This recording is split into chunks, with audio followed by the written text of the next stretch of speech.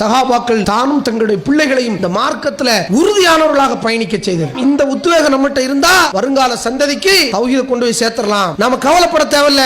நல்ல வளர்ப்பு இருக்குமானால் இஸ்லாமிய அடிப்படையில் என் பிள்ளை என்னை காப்பாற்ற மாட்டாங்கிற எந்த கவலையும் உங்களுக்கு தேவையில்லை. மார்க்கத்தை வளர்த்துட்டேன்னா, மார்க்கத்தை ஊட்டிட்டேனால், குர்ஆன் சுன்னாவின் அடிப்படையில் தான் வாழ்வான் என்றால் நிச்சயம் இந்த சமூகம் நல்ல சமூகம் பெற்றோரை விடாது. இன்னைக்கு எல்லாரும் தௌஹீத் மாப்பிளைக்கு ரொம்ப ஆசை. தௌஹீத் மாப்பிளை இருக்கா, தௌஹீத் பொண்ணு இருக்கா, தேடுறது மாப்பிளை. ஆனா வாழ்றது தௌஹீத் மறுபடி வாழ்றது. தௌஹீத் மாப்பிளை சீரட் குடிக்க மாட்டான், அவன்கிட்ட தண்ணி அடிக்கிற பழக்கம் இருக்காது, ஓரளவுக்கு படிச்சிருப்பான், உலகத்துல ஓரமா பேசுவான், நல்ல வேலையில இருப்பாங்க. இப்படிங்கிற நீங்க உலக பார்வை இருக்குது, அதை விட்டுட்டு தௌஹீத் மாப்பிளை எதுக்கு வேணும்னு தேடணும் தெரியுமா? என் பிள்ளையை சுவனத்துக்கு அழைத்து செல்லணும், என் பேர பிள்ளைகள் சுவனத்துக்கு போக வேண்டும், நல்ல தலைமுறைகளை உருவாக்குவதற்கு தௌஹீத் பிள்ளைகள் வேண்டும் என்ற நியத்துல தௌஹீத் மாப்பிளை பெண்ணை தேடுங்க. அஸ்ஸலாமு அலைக்கும் வரஹ்மத்துல்லாஹி வபரகாத்துஹு. எல்லா புகழும் புகழ்ச்சியும் எல்லாம் அல்ல அல்லாஹ் ஒருவனுக்கு உரித்தாகட்டும். அவனது சாந்தியும் சமாதானமும் நம் உயிரிலும் மேலான நபிகள் நாயகம் ஸல்லல்லாஹு அலைஹி வஸல்லம் அவர்கள் மீதும், அன்னாரின் நல்லற தோழர்கள் தோழியர்கள் மீதும், இங்கே ஒன்றுகளும் இருக்கின்ற நம் அனைவர் மீதும் என்றென்றும் நின்று நிலவட்டுமாக. அல்லாஹுடைய மகத்தான அருளால் தமிழ்நாடு தௌஹீத் ஜமாத் ராமநாதபுரம் மாவட்டம் பனைக்குளம் மேற்கு கிளையின் சார்பாக கோடைகால பயிற்சி வகுப்பு நிறைவு நிகழ்ச்சியிலே நாம் எல்லாம் ஒன்று குழுமிருக்கின்றோம். இந்த நேரத்திலே பெற்றோர்களும் பிள்ளைகளும் என்ற தலைப்பை நமக்கு தேர்வு செய்திருக்கின்றார்கள். இஸ்லாம் என்ற இந்த மார்க்கம் மனித குலத்துக்கு வழிகாட்டியாக இறைவனால் தேர்வு செய்யப்பட்டிருப்பதால் எல்லா சமூகமும், எல்லா மொழி பேசக்கூடிய, எல்லா நிறம் கொண்ட, பல்வேறு கலாச்சாரம் கொண்ட எல்லா சமூகமும் பின்பற்றுகிற வகையில் இந்த இஸ்லாம் மார்க்கம் வழிகாட்டுகிறது. மனிதன் சந்திக்கிற பிறப்பு முதல் இறப்பு வரை எல்லா நிகழ்வுகளிலும் இஸ்லாம் தலையிட்டு மூக்கை நுழைத்து அல்லாஹ்வும் ரசூலும் நமக்கு ஒவ்வொன்றாக கைப்பிடித்து வழிகாட்டுகின்றார்கள். பெருமானார் உருவாக்கிய சமூகம் எப்படி உருவாக வேண்டும் என்பதை இஸ்லாம் நமக்கு வழிகாட்டுகிறது. அந்த அடிப்படையில் தான் பெற்றோர்களும் பிள்ளைகளும் தங்களுடைய பொறுப்புகளை எப்படி உணர்ந்து செயல்பட வேண்டும் என்பதற்காக இந்த தலைப்பை தேர்வு செய்திருக்கிறார்கள். அதுவும் நம்முடைய ஜமாத்தின் சார்பாக நடைபெறுகின்ற மக்தப் மதரசாக்களில் கோடைகால பயிற்சி வகுப்பிலே பயின்ற மாணவர்கள் மாணவிகள் நாம் பயிற்றுவிக்கின்ற கொள்கை நிலைப்பாடுகளை, இஸ்லாமிய சித்தாந்த இயல்புகளை, பண்பாடு கலாச்சாரங்களை உங்களுக்கு மத்தியில் 2.5 மணி நேரங்கள் நீங்கள் பல்வேறு பல்சுவை நிகழ்ச்சிகளை கண்டு களித்தீர்கள். அது வெறுமனே கண்டு களித்திருக்கு, நம்முடைய பிள்ளைகளை படம் எடுத்து போட்டோ எடுத்து போடுவதற்காக சொல்லலை. அதில் சொல்லப்படுகிற ஒவ்வொரு செய்தியும் குர்ஆனும் சுன்னாவும் நமக்கு வழிகாட்டுவதைத்தான் நாங்கள் நம்முடைய பிள்ளைகளுக்கு பாடமாக நடத்துகிறோம் என்பதற்குத்தான் இந்த நிகழ்வை உங்களுக்கெல்லாம் பிள்ளைகளின் வாயில்களிலே நீங்கள் அவங்க பேச நீங்கள் கேட்கணும் என்பதற்காகத்தான் இந்த நிகழ்ச்சியை நாம் நிறைவு நிகழ்ச்சியாக, பரிசளிப்பு நிகழ்ச்சியாக ஏற்பாடு செய்திருக்கிறோம். இந்த கூட்டத்திலே பேசுவதற்கு சரியான தலைப்பை தான் தந்திருக்கிறார்கள். பெற்றோர்கள் எப்படி நடந்து கொள்ள வேண்டும், பிள்ளைகள் பெற்றோரிடத்தில் எப்படி நடக்க வேண்டும், பெற்றோர்கள் பிள்ளைகளை எப்படி உருவாக்க வேண்டும் என்பதைத்தான் இந்த தலைப்பில் நாங்கள் பேச இருக்கிறோம். பெருமானார் ஸல்லல்லாஹு அலைஹி வஸல்லம் அவர்கள் சொன்னார்கள், குல்லுக்கும் ராயின் வ குல்லுக்கும் மஸ்ஊலுன் அன் ரஇயத்திஹி. உங்களிலே ஒவ்வொருவரும் பொறுப்பாளர்கள். உங்களுடைய பொறுப்புகளை பற்றி நீங்கள் மறுமை நாளில் அல்லாஹ்விடத்தில் விசாரிக்கப்படுவீர்கள். ஒரு அரசன் நாட்டு மக்களுக்கும் நாட்டின் எல்லா துறைகளுக்கும் பொறுப்பாளர். ஒரு குடும்ப தலைவன் தன்னுடைய குடும்பத்திற்கு எல்லாவற்றுக்கும் பொறுப்பாளனாக இருக்கிறான். வல் மராத்து ராயத்துன் அலா பைத்தி பாதிஹா வ வலதிஹி வஹிய மஸ்ஊலத்துன் அன்ஹும். பெருமானார் ஸல்லல்லாஹு அலைஹி வஸல்லம் பெண்களை பற்றி, பெற்றோர்களை பற்றி, தாய்மார்களை பற்றி, மனைவிமார்களை பற்றி சொல்லும்போது, ஒரு பெண் என்பவள் தன்னுடைய கணவனின் குடும்பத்தாருக்கும் தன்னுடைய கணவனின் வீட்டிற்கும் அவரது பிள்ளைகளுக்கும் பொறுப்பாளர். ஆணுக்கு சொல்லும்போது இஸ்லாம் பொருளாதாரத்தை வரவு செலவுக்காக ஆணை முக்கிய பகுதியாக கருதுகிறது. அல்லாஹ் திருமறை குர்ஆனிலே சொல்கின்றான், அர்ரிஜாலு கவ்வாமுன் அலன் நிசா, ஆண்கள் தான் பெண்களை நிர்வகிக்க வேண்டும். பிமா ஃபல்லல்லாஹு பஅதஹும் அலா பஅதின் வ பிமா அன்ஃபகு மின் அம்வாலிஹிம். ரெண்டு காரணத்தை அல்லாஹ் சொல்றான். ஆண்கள் உடலாலும் சதையாலும் அறிவாலும் இரத்த நாளங்களாலும் நரம்புகளாலும் உடலில் இருக்கிற ஒவ்வொரு உறுப்புகளாலும் பெண்ணை விட ஒருபடி கூடுதலாக கனமாக படைக்கப்பட்டிருக்கிறான் என்று குர்ஆன் சொல்லுது. உங்களை அல்லாஹ் இயற்கையில் அப்படி வச்சிருக்கிறான். ஆணுக்கு தசை பகுதிகள் கூட, பெண்ணுக்கு கொழுப்பு பகுதிகள் கூட. கொழுப்புண்டா உடம்புல ஓடுற கொழுப்பு, சரிண்ணா? ரெண்டு கொழுப்பு இருக்குது, சரியா? வாய் கொழுப்புன்னு ஒன்று இருக்குது, உடம்புல இருக்கிற கொழுப்புன்னு ஒன்று இருக்குது. இது இயற்கை, அப்படி தான் இருக்கும், வேறு ஒன்றும் சொல்ல முடியாது. ஆதம்ம களிமண்ணிலேருந்து படைச்சிட்டு பெண்களை எல்லாம் என்ன பார்த்தோம்னா, ஆதம் நபிட்டேருந்து அப்படி விலாயெலும்பை உருவி பெண்ணை படைத்திருக்கிறான். ஒன்றோடு ஒன்று தொடர்பு தான், எல்லா வகையிலையும் தொடர்பு, சண்டையிலையும் தொடர்பு தானே. நம்ம நினைக்கிற சண்டை போடுறதுல உயிரோட்டம் இல்லைண்டு, ஆனால் அல்லாஹ் சொல்கிறான் விலாயெலும்புலேருந்து படைச்சிருக்கான். நம்ம அனுபவத்திலே பார்க்குறோம்.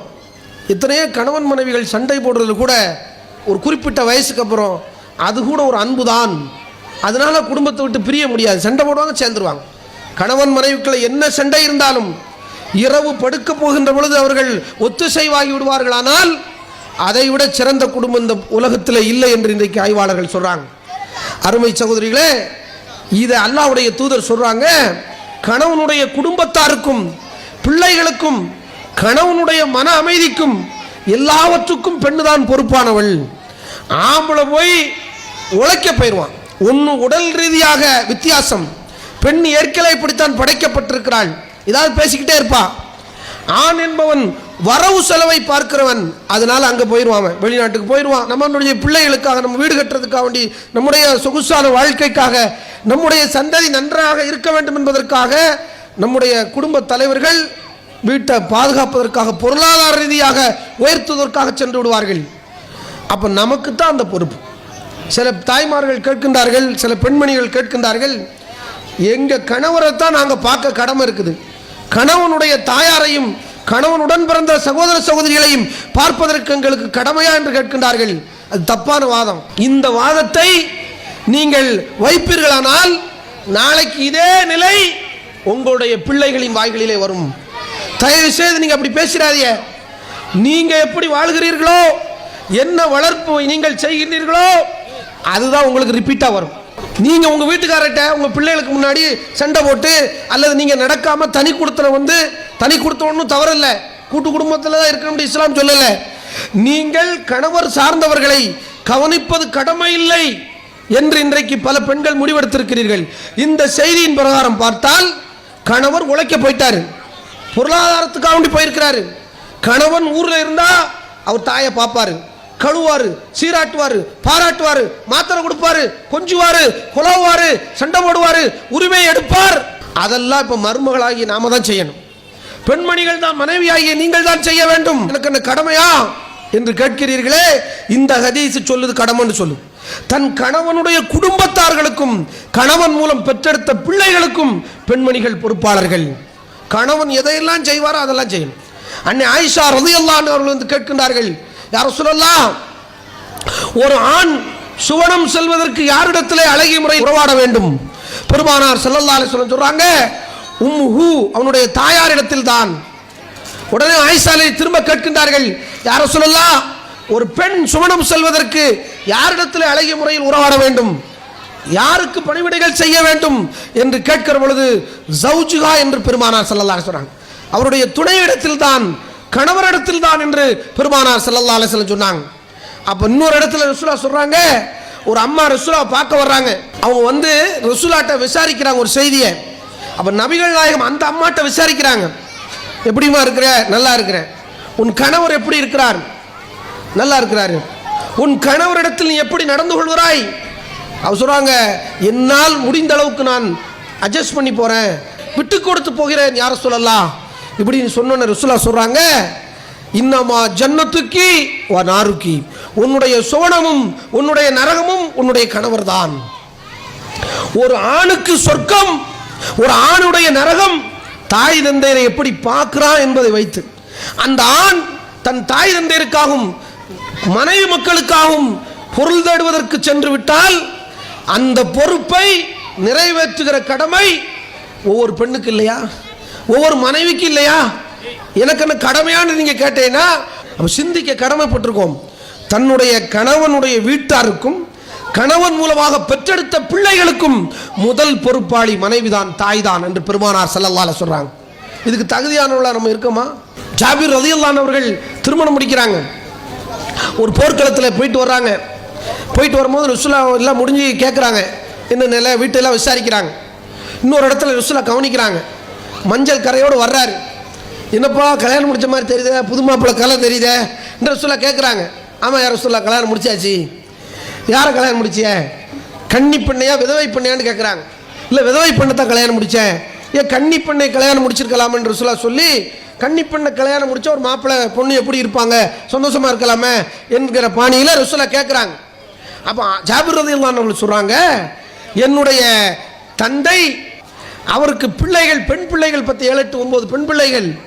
அந்த அம்புட்டு பெண் பிள்ளைக்கு நான் ஒரு ஆம்பளை தான் தந்தை ஸ்தானத்தில் இருந்து காப்பாற்ற வேண்டி இருக்குது. நான் பெசாட்டுக்கு இளவட்டமாக கன்னி பிள்ளையா பார்த்து கல்யாணம் முடிச்சா அவளுக்கு போய் பாடம் நடத்திக்கிட்டு இருந்தோம்டா இந்த அக்கா தங்கச்சியெல்லாம் என்ன செய்யுது? அதனால பாடம் பயின்ற விதவை பெண்ணுக்கு வாழ்வளித்தேன். அம்மா ஸ்தானத்தில் என் தங்கைகளை அவள் காப்பாற்ற வேண்டும், தாய் ஸ்தானத்தில் இருந்து காப்பாற்ற வேண்டும் என்பதற்காகத்தான் நான் விதவை பெண்ணை திருமணம் முடித்தேன் என்று பெருமானார் இடத்துல ஜாபிர் ரலியல்லாஹு அன்ஹு அவர்கள் விளக்கம் கொடுத்த உடனே ரசூலா மறுமொழியே தெளிக்கல, மறுமொழி பேசல, அப்படியே ஏத்துக்கிட்டாங்க. அப்போ கணவனை சார்ந்த குடும்பத்தார்களை, நாத்தனார்மார்களை, மாமியார்களை நாம பார்க்க வேண்டிய நமக்கு கடமை இருக்கு. பொருளாதார வசதியில் உங்களுக்கு உங்க கணவன் கையில அல்லாஹ் கூட கொடுப்பாண்டால், உங்களுடைய கணவனோடு உடன் பிறந்த கொழுந்தனார்கள் ஏழ்மையாக இருந்தால் கணவர்கிட்ட சொல்லி ஒரு பிசினஸ் ரெடி பண்ணணும். நம்ம கணவர் பிசினஸ் வச்சிருக்காருன்னா அதையும் அவர் என்ன செய்யணும், ஒருங்கிணைச்சு கொண்டு போறது, இப்படி பேசணும். இதெல்லாம் ஒரு மனைவி பொறுப்படுத்தி செய்ய வேண்டிய வேலைகள். இந்த வழிகாட்டுதலை நீங்கள் உங்கள் குடும்பத்திலே செய்தால், நாம் நம்முடைய குடும்பத்திலே பெண்கள் செய்தால், நம்முடைய பிள்ளைகள் நம்மளை காப்பாற்றுவாங்க. நல்ல வளர்ப்பு நல்ல சமூகத்தின் அடையாளம். மாமியார் கொஞ்சம் திட்டத்தான் செய்வாங்க, என் பேச்சை கேட்கல மிதிச்சே கொண்டு விடுவேன், இப்படி பல மருமகள் இப்படி இருக்கக்கூடாது.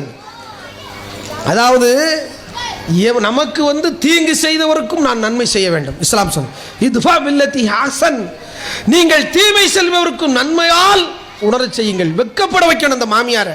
இந்த அம்மாவை என்னமெல்லாம் கேட்டிருப்போம், என்னமெல்லாம் கொடுமைப்படுத்தினோம், வார்த்தைகளால் வசைபாடினோம், என்னமெல்லாம் பேசினோம் உங்களுடைய தாய் தந்தையரை.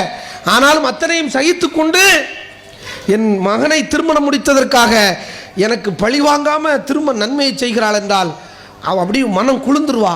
உங்க மாமியா மனம் குளிர்ந்துட்டானா உங்க வீட்டுக்கார் சுவனம்.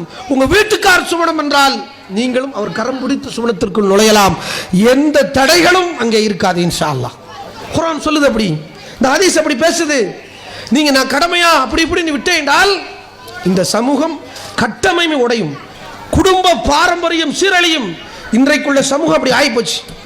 விருந்து வைக்க தெரியல, இன்றைக்கு சாப்பிட தெரியுதா? அன்னைக்கு இன்ஜினியர் படிச்சுக்கிறான், அங்கே படிச்சுக்காங்க, வீடு கட்ட தெரியல, கேட்டால் பெரிய இன்ஜினியருங்கிறான். இன்ஜினியர்லாம் கோச்சுக்கிறாதியா, எப்படி பால்கனி போடணும்னு தெரியல. என்ன செய்கிறாங்கன்னு கேட்டால் தெருவை அடைச்சி தெருக்களில் படி போடுறது கரம் தானே. எந்த இன்ஜினியராக சொல்கிறீங்களா? சொல்ல மாட்டேங்கிறீங்க. இவ்வளோ பெரிய வீடு இருக்குது, தெருவில் தான் படி வருது. அதுக்கப்புறம் என்ன, நேர தெருக்களில் கெட்டுறது, நேரம் அடைக்கிறது, வச்சு பூசுறது. வெயில் வந்து வீட்டுக்குள்ள சன்சைடுங்கிறது வெளில வரணும், உள்போக்க இப்படி போகணும், வெளியே வரக்கூடாது. பல ஊர்கள் இன்னைக்கு வீடுகளை பாருங்க, அவ்வளோ பெரிய இடம் கிடக்கும், தெருவை போட்டு அடைச்சி பூசிக்கிட்டு இருப்பான். ஏன் இதை சொல்ல? வீடு கட்ட தெரியல, படிச்சிருக்கான் வீடு கட்ட தெரியல. நம்ம முன்னோர்கள் செஞ்ச நல்ல விஷயங்களை விட்டுட்டோம். இஸ்லாம் சொல்லுது நமக்கு வீண் வரையும், விருந்தின் பேரால் வீண் வரையும், ஆடம்பரங்கள், இதெல்லாம் யாருடைய கலாச்சாரம்? பிள்ளைகளுக்கு சொல்லிக் கொடுக்கணும் சின்ன வயசுல. நம்ம என்ன செய்யக்கூடாது? பெரியமா வீட்டில் மகளும் கல்யாணம் வாங்க போவோம், கல்யாணத்துக்கு அம்பிட்டு போகிறோம், சேர்ந்து மொத்தமாக பிதத்து கல்யாணத்துக்கு போகிறது. நாம் இங்கே மரசாலை சொல்லிக் கொடுப்போம். எப்படி? மக்தப் மரசாலை பிதத்து கல்யாணம் கூடாது, என்ன ஆடம்பர கல்யாணத்துக்கு போகாத, நபி வழிக்கு புறமான அல்லாஹும் அல்லி பையனுக்குமா குத்துபா ஓதுற கல்யாணத்துக்கு போகாது. இங்கே வாத்தியார் பாடம் நடத்துவார், டீச்சரு.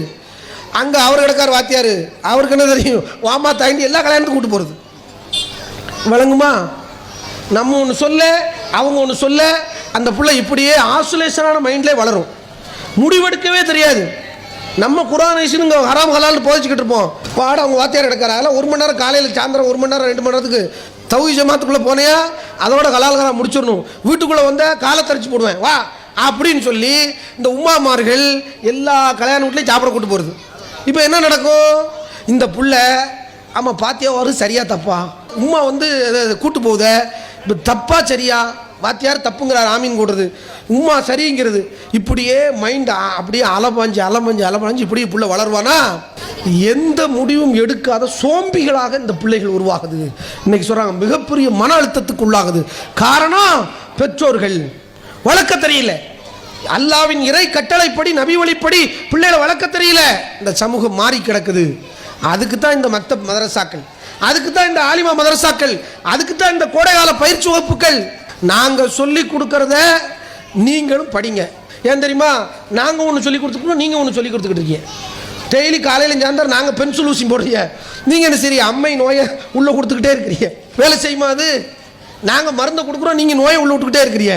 எப்படி வேலை செய்யும்? அப்போ நீங்களும் வந்து படிங்க. பெற்றோர்களையும் பிள்ளைகளையும் ஒரு சேர கல்வி நிறுவனத்துக்கு உருவாக்குங்கள். அதனால தான் பள்ளிக்கூடத்தில் இப்போ கேள்வி கேட்குறான், சிபிஎஸ் சிலபஸில் மெட்ரிகுலேஷனில் கேட்குறான், உங்கள் அம்மா மாதிரி படிச்சிருக்காங்களா, உங்கள் அப்பா மாதிரி படிச்சிருக்காங்களா? ஏன் நான் இங்கே சொல்லிக் கொடுக்குறது வீட்டில் போய் சொல்லிக் கொடுக்கணுமா இல்லையா? அப்போ உலக கல்விக்கு நீங்கள் அப்படி பார்க்கும்போது மார்க்க கல்விக்கு பார்க்கக்கூடாதா? மார்க்க கல்விக்கு தான் அப்படி பார்க்க. சகாபாக்கள் அப்படி பார்த்தாங்க. பிள்ளைகளையும் படிக்க வைத்து தானும் படித்து அந்த சமூகத்தை உருவாக்கினார்கள். எல்லா தந்தைமார்கள் வீடுகளிலேயும் எல்லா குடும்ப பெண்மணிகளும் தகஜத்து தொழுகிற வழக்கம் சஹாபாக்களிடத்தில் இருந்திருக்கிறது. குடும்பமா நின்று தொழுதுருக்காங்க. இன்னைக்கு நம்மள்ட்ட அந்த பழக்கம் இருக்கா? அப்ப குடும்பமாக இந்த தௌஹீதில் ஐக்கியமானா மட்டும்தான் வருங்கால தலைமுறைகளுக்கு இந்த இஸ்லாமிய கலாச்சாரத்தை கொண்டு போய் சேர்க்க முடியும். அதுக்கு முக்கியமான பொறுப்பாளர்கள் மனைவிமார்களாகிய பெண்கள் தான் என்பதை இந்த செய்தி நமக்கு சொல்லுது. எல்லா குழந்தையும் நல்ல குழந்தையடா மண்ணில பிறக்கலே, அது நல்லவனாவதும் தீயராவதும் அன்னை வளர்ப்பினிலே என்று பழமொழி சொல்றான், பாடல் படிக்கிறான். பெருமானார் ஸல்லல்லாஹு அலைஹி சொல்றாங்க, இந்த பூமியில் பிறக்கிற எல்லா குழந்தையும் நல்ல குழந்தை. மாமின் மௌலூதின் இல்லா யூலது அலல் ஃபித்ரா, ஒவ்வொரு குழந்தையும் நல்ல குழந்தை தான். இயற்கை மார்க்கம் இஸ்லாத்திலே பிறக்கின்றன.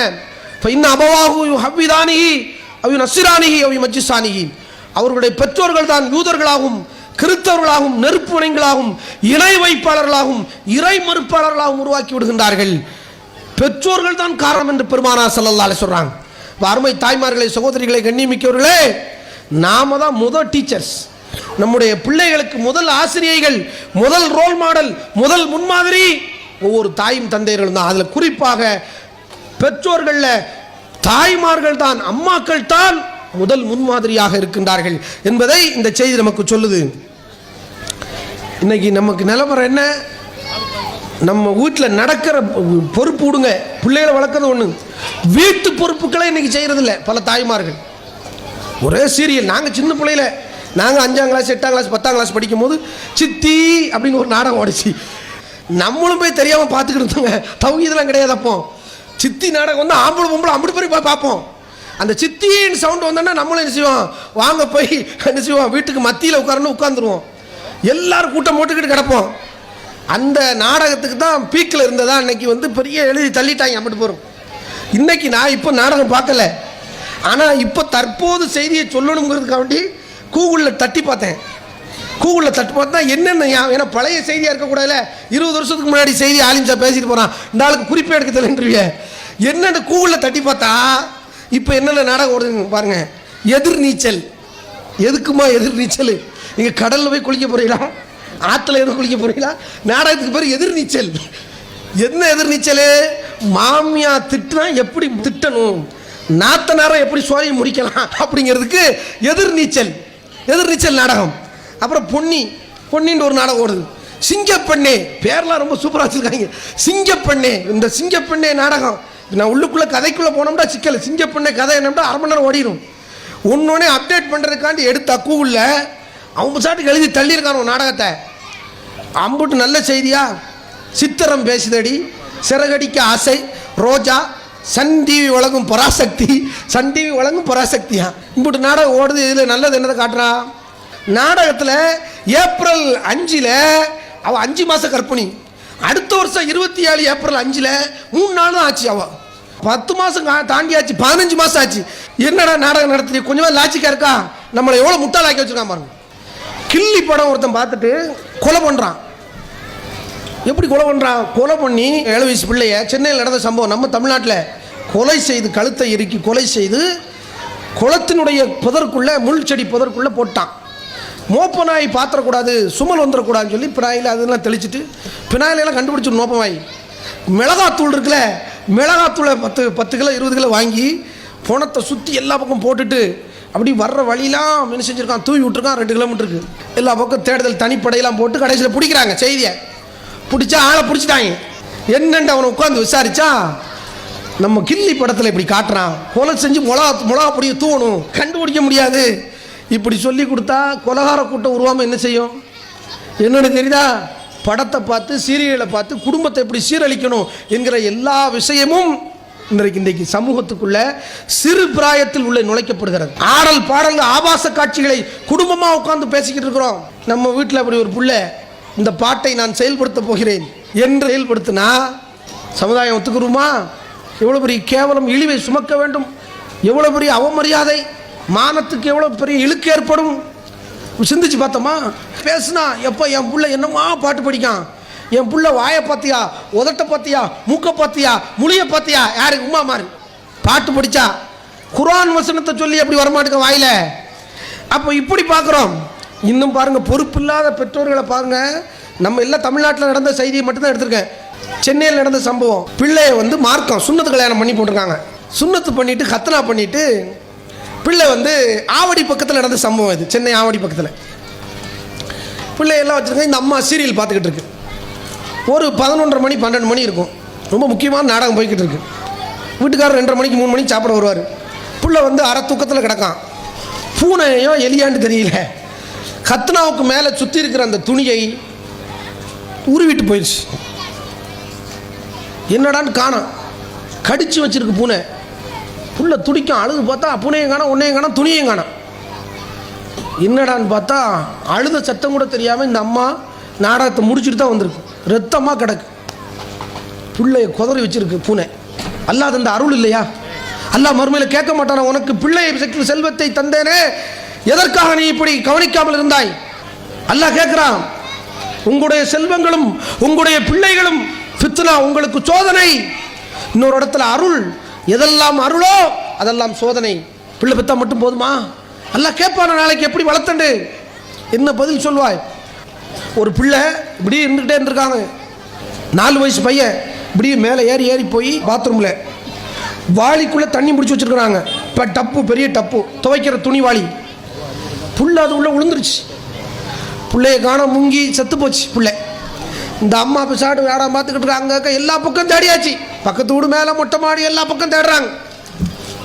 மை போட்டு பார்க்குறாங்க. மை போட்டு மந்திரவாதிட்ட புள்ள எங்கே கிடக்கு? புள்ள கடைசியில் வாளிக்குள்ளே கிடக்கு. சென்னை நடந்த சம்பவம், தமிழகத்தில் நடந்த சம்பவம்.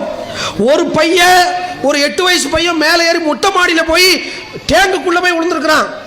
பிள்ளைகளை காப்பாற்ற தெரியல, பெத்தா மட்டும் போதுமா? அன்றாட அலுவல்களை செய்வதற்கு இன்றைக்கு சீரியல்களும் ஸ்மார்ட் மொபைல் போன்களும் இன்றைக்கு இருக்கிற டிஜிட்டல் வாழ்க்கையும் நம்முடைய பிள்ளைகளை கவனம் இல்லாமல் ஆக்கிடுச்சு. பெற்றோர்களை கவனம் இல்லாமல் ஆக்கிடுச்சு. படிப்பே ஏற மாட்டேங்குது. இன்னைக்கு என்ன சொல்லி கொடுத்தாலும் மக்கா இருக்கான். என்னடான்னு கேட்டால் ஒரே டச் ஸ்கிரீன். சில பெரிய ஆட்களும் தான்.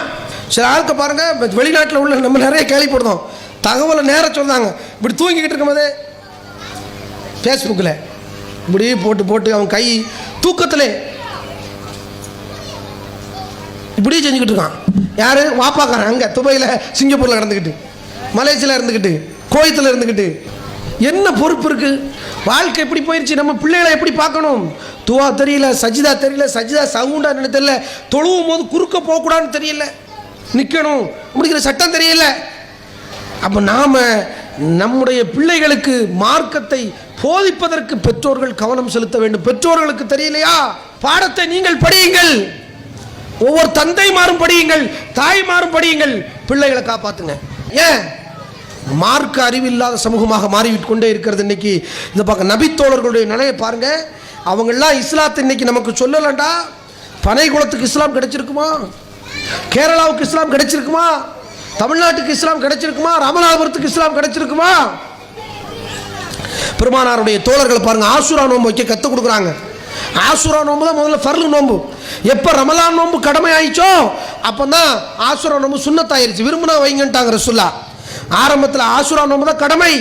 குன்னா நசுமுகு பாது, இதற்கு பிறகு நாங்கள் நோன்பு நோட்டோம். ஒன்று சௌவி முசிபியானா, எங்களுடைய பிள்ளைகளுக்கும் நோன்பு நோக்க கற்றுக் கொடுத்தோம். பிள்ளைகளுக்காக அழுகிற பொழுது பிள்ளைகளுடைய அழுகுரலை கட்டுப்படுத்துவதற்காக, அவர்களை அழுகையிலிருந்து காப்பாற்றி கவனத்தை மாற்றுவதற்காக நாங்களே வீடுகளில் பழைய துணிகளை வைத்து, பஞ்சுகளை வைத்து பொம்மைகள் செய்வோம். அந்த பொம்மைகளை விட்டு விளையாட்டு காட்டி அழுகை மறக்கடிச்சு, பசியை மறக்கடிச்சு இஃப்தார் வரைக்கும் விளையாட்டு காட்டிடுவோம். ஒரு 4 வயசு 3 வயசு பிள்ளைகளுக்கெல்லாம் நோன்பு வைக்க கற்றுக் கொடுத்த ஒரு சகாபாக்கள். நம்மளுக்கு அந்த உத்வேகம் இருக்கா? மார்க்கத்தை அடுத்த சந்ததிக்கு சரியாக சொல்ல வேண்டும் என்கிற அந்த எண்ண ஓட்டங்கள் நமக்கு இருக்குதா? அப்படி சொல்ல போய் தான் இன்னைக்கு நமக்கு இஸ்லாம் வந்து சேர்ந்துருக்குது. இல்லாட்டா இன்னைக்கு பனைகுளத்துக்காரனுக்கு இஸ்லாம் கிடைச்சிருக்குமா? ராமநாடுக்காரனுக்கு இஸ்லாம் கிடைச்சிருக்குமா? கீழக்கரக்காரனுக்கு இஸ்லாம் கிடைச்சிருக்குமா? குதிரைகள் சென்ற திசைகளிலே, நாலாபுரமும் உலகத்தின் அத்தனை திசைகளிலும் சகாபாக்கள் குதிரை சென்ற திசையிலே சென்று பிரச்சாரம் செய்தார்கள். அப்ப நல்லா புரிஞ்சுக்கிறோம், இஸ்லாம் நபிகள் காலத்திலே வந்து சேர்ந்திருக்குது. எல்லா ஊருக்கும் போது ரசூலா மரணித்த பிறகு முழு உலகத்துக்கும் போச்சு. அதனாலதான் சைனாவில் இஸ்லாம், ஜப்பான்ல இஸ்லாம், கானாங்கிற ஒரு நாடு இருக்கு அங்க இஸ்லாம், எத்தியோப்பியாவில் இஸ்லாம், அரபு தேசங்கள்லாம் இஸ்லாம், மேற்கத்தியர்கள்ட்ட இஸ்லாம், கிழக்கத்தியர்கள்ட்ட இஸ்லாம், காபாவின் 8 திசைகளிலும் இஸ்லாம் போய் சேர்ந்ததுக்கு காரணம் சஹாபாக்கள் தானும் தங்களுடைய பிள்ளைகளையும் இந்த மார்க்கத்தில் உறுதியானவர்களாக பயணிக்க செய்தது. குடும்பங்களை இழந்து வந்து இங்கே வந்து புது குடும்பங்களை உருவாக்கி இருக்கிறாங்க, வரலாற்றில் பார்க்குறோம். அப்போ இதெல்லாம் இந்த உத்வேகம் நம்மகிட்ட இருந்தால் வருங்கால சந்ததிக்கு தௌஹீதை கொண்டு போய் சேர்த்துடலாம். நாம் கவலைப்பட தேவையில்ல. நல்ல வளர்ப்பு இருக்குமானால் இஸ்லாமிய அடிப்படையில் என் பிள்ளை என்னை காப்பாற்ற மாட்டாங்கிற எந்த கவலையும் உங்களுக்கு தேவையில்லை. ஏன்?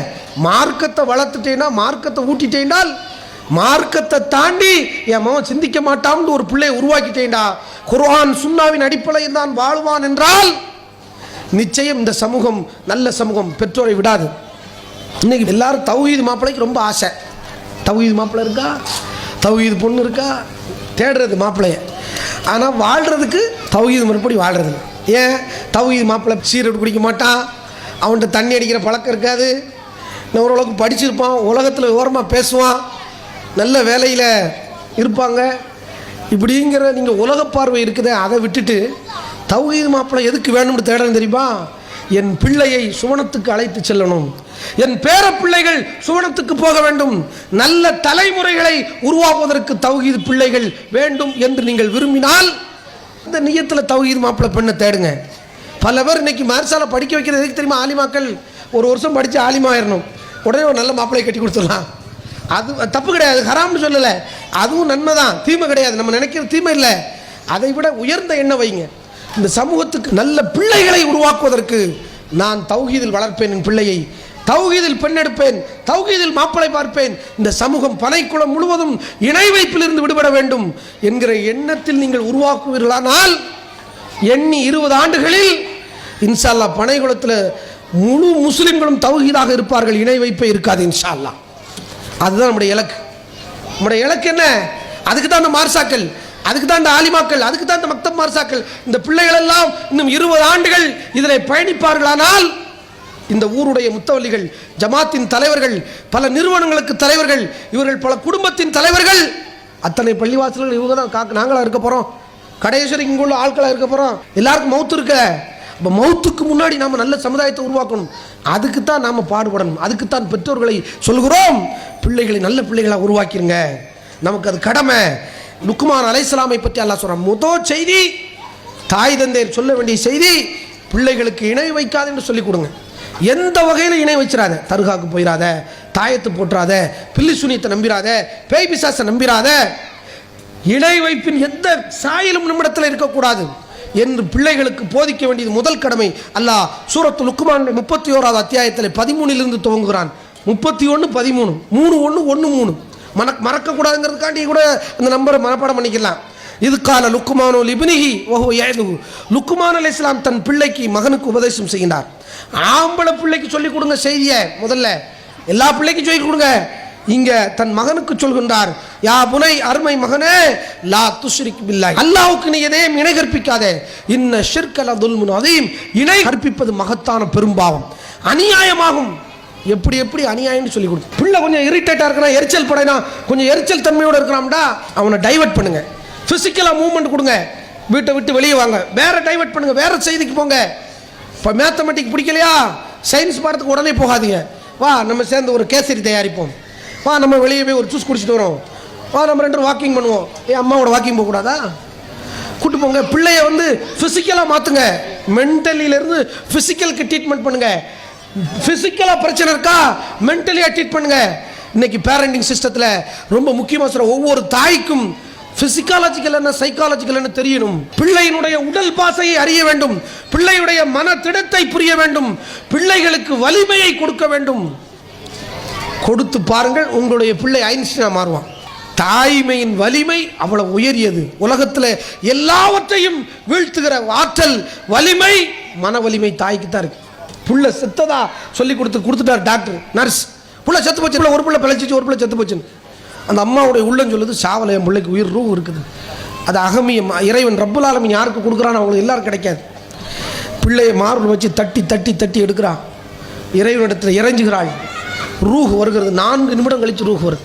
ரப்புல் ஆலமீன் பேரன்பு கொண்டவன். அந்த அன்பால கெட்டி போடுங்க பிள்ளைகளை, எரிஞ்சு பேசாதீங்க, அவனை டைவர்ட் பண்ணுங்க. எரிச்சல் உணர்வு உள்ள மாணவர்களாக இன்றைக்கு இருக்கிறார்கள். ரொம்ப வெரி சிம்பிள், ஒரு உபதேசத்தை கொடுத்து அப்படியே வெளியே பிசிக்கல் மூவ்மெண்ட்டுக்கு, லேசா பிளட்டை சர்க்குலேஷனுக்கு விட்டுருங்க. ரொம்ப எரிச்சலாக இருக்கான், வாட மாப்பிள்ள போ மவனை அப்படின்னு கூப்பிட்டு வெளியே கடைக்கு போயிட்டு ஒரு கூல்ட்ரிங்க்ஸ் குடிச்சிட்டு, ஒரு இளநீ குடிச்சிட்டு, என்ன மவனை சொல்லு அப்படின்னு ரொம்ப 2 ஒரு அழகாக ஜிஎஸ் போட்டு குடிங்க ஒரு இளநியை. அம்மா அம்மாவனும் எந்த பிள்ளை நெத்தியில் முத்தம் கொடுக்குறான் அம்மாவுக்கு கொடுத்துல நீங்கள்? பெருமானார் வீட்டுக்கு ரசூலா வந்தால் தன்னுடைய சீட்டில் உட்கார வச்சு வாப்பாவுக்கு முத்தம் கொடுப்பாங்களாம், கையில் கப்பலா முத்தம் விடுவார்கள்.